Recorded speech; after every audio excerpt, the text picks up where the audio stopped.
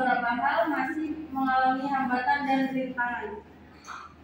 Di antaranya, keberhasilan itu pertama, dengan dilakukan program pendidikan agama Islam di sekolah umum.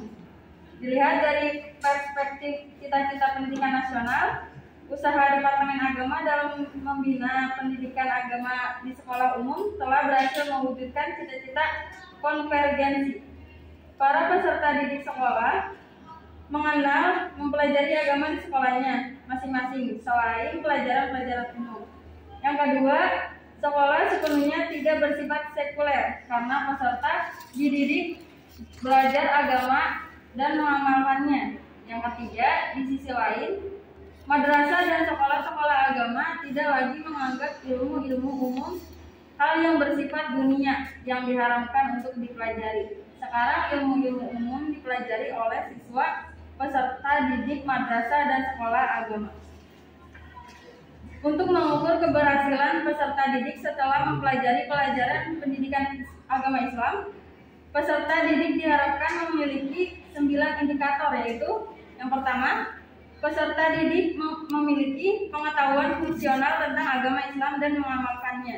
Yang kedua, peserta didik meyakini kebenaran ajaran agama Islam dan menghormati orang lain yang meyakini agamanya pula. Dan ketiga, peserta didik bergairah dalam beribadah. Yang keempat, siswa terbiasa membaca kitab suci Al-Quran dan berusaha memahaminya.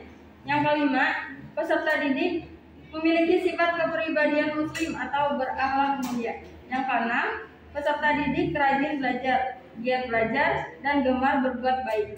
Yang ketujuh, peserta didik mampu mensyukuri nikmat Allah Subhanahu wa Ta'ala. Yang kedelapan, peserta didik memahami, menghayati, dan mengambil manfaat dari tarikh Islam. 9. Peserta didik mampu menciptakan suasana kerukunan hidup beragama dalam kehidupan masyarakat, berbangsa, dan bernegara. Mukhtar Bukhari menilai pendidikan agama masih gagal.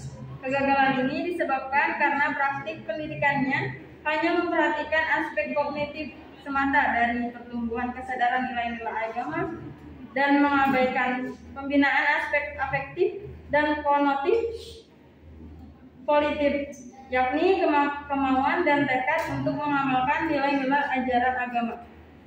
Akibatnya, terjadi kesenjangan antara pengetahuan dan pengamalan, antara agonis dan praktis dalam kehidupan nilai agama, atau dalam praktik pendidikan agama berubah menjadi pengajaran agama, sehingga tidak mampu membentuk pribadi-pribadi bermoral. Padahal intisari dari pendidikan agama adalah moral.